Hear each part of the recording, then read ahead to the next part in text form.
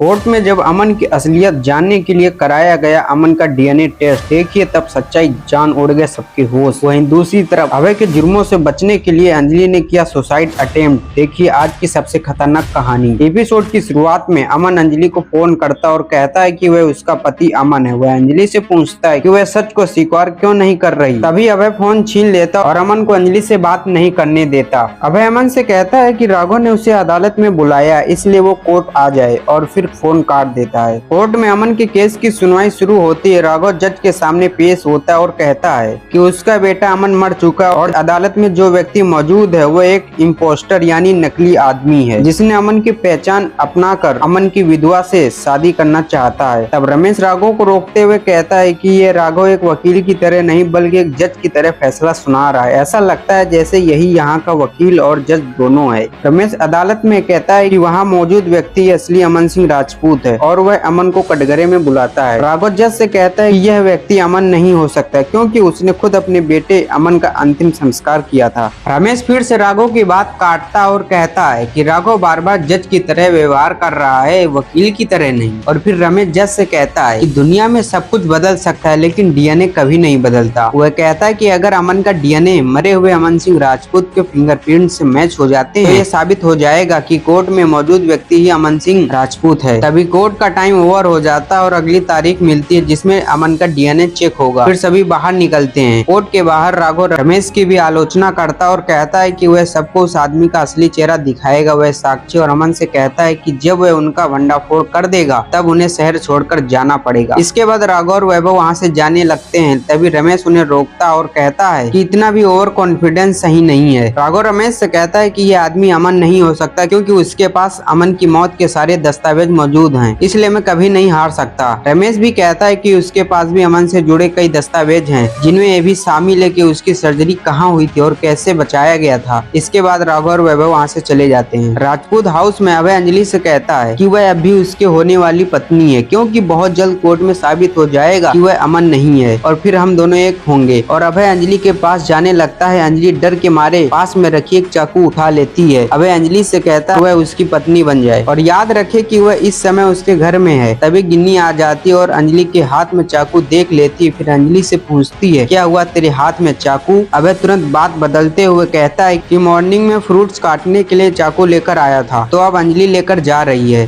अभय बहाना बनाकर गिन्नी को वहाँ से ले जाता है। अंजलि सोचती कि अभय कितना बड़ा पाखंडी है क्योंकि वह गिन्नी को धोखा दे रहा है। अब आगे की कहानी देखिए अगले एपिसोड में। धन्यवाद दोस्तों।